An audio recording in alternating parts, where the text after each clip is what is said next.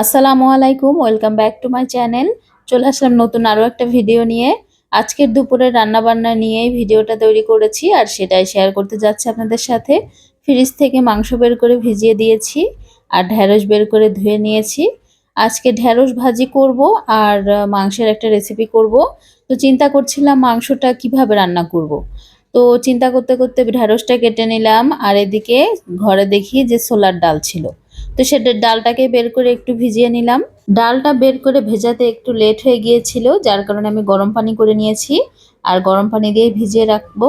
আর এভাবে যদি আপনাদের হাতের সময় কম থাকে তাহলে কিন্তু গরম পানি দিয়ে ভিজিয়ে রাখতে পারেন, তাহলে খুব অল্প সময়ের ভিতরে এই ডালটা ভিজে যায়। আর প্রথমেই আমি মাংসটা রান্না করে নিব।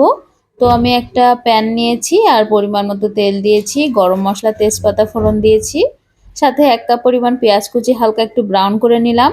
আর এখন সব মশলাগুলো একসাথে অ্যাড করে দিব। তো মশলার ভিতরে তো আদা রসুন জিরা বাটা সবকিছুই দিয়েছি, হলুদ মরিচের গুঁড়াও দিয়ে দিলাম। এখন ভালোভাবে একটু মশলাটাকে কষিয়ে নিব।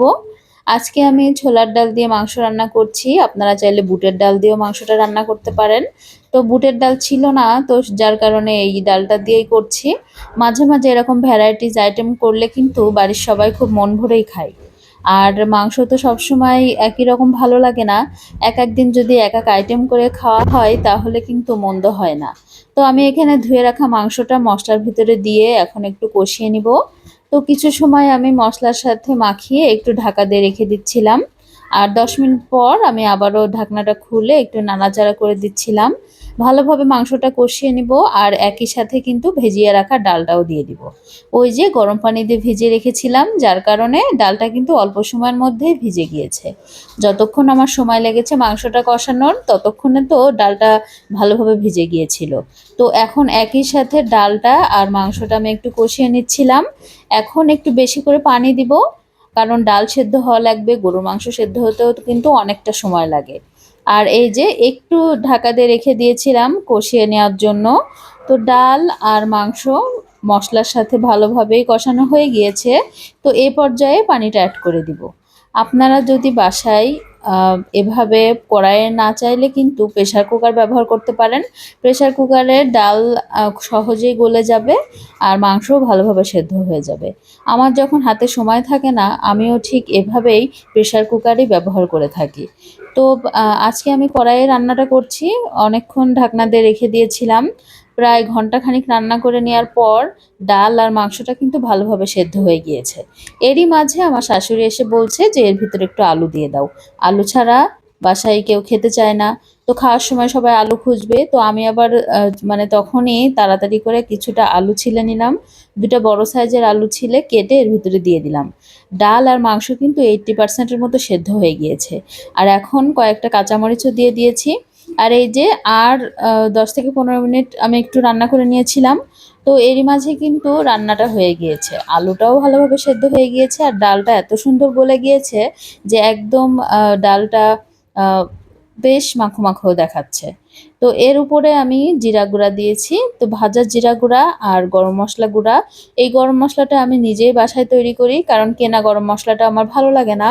তো বাসায় সব রকম আস্ত মসলাগুলো একসাথে একটু টেলে নিয়ে আমি ব্লেন্ড করে নিই।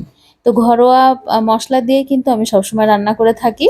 তো রান্নাটা কিন্তু কমপ্লিট হয়ে গিয়েছে। তো আমি একটু সরিয়ে রেখে আমি অন্য একটা প্যান বসিয়ে দিয়েছি আর ঢেঁড়স ভাজিটা করে নিচ্ছি। তো ঢেঁড়স ভাজির জন্য তো প্রথমে পরিমাণ মতো তেল দিয়েছি আর একটু বেশি করে পেঁয়াজ দিয়েছি।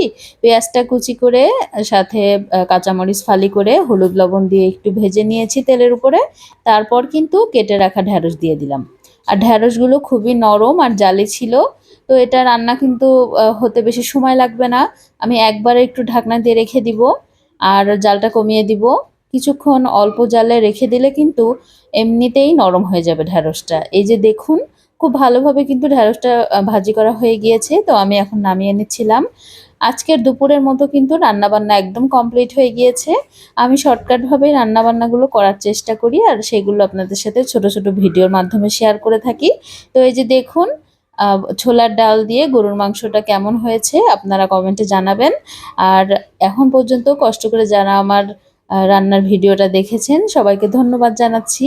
যারা চ্যানেলটি সাবস্ক্রাইব করেছেন সবাইকে ধন্যবাদ। আর যারা নতুন আমার ভিডিওটি দেখছেন এখনও সাবস্ক্রাইব করেন নাই, তাদের কাছে রিকোয়েস্ট প্লিজ আমার চ্যানেলটি সাবস্ক্রাইব করে দিবেন। আর যারা ফেসবুক থেকে দেখবেন তারা অবশ্যই আমার পেজটিকে ফলো করতে ভুলবেন না, আর ভিডিওটিকে একটা লাইক করে দিয়েন। আজকের মতো এই পর্যন্তই। সবাই ভালো থাকুন, সুস্থ থাকুন, সাবধানে থাকুন। আল্লাহ হাফেজ।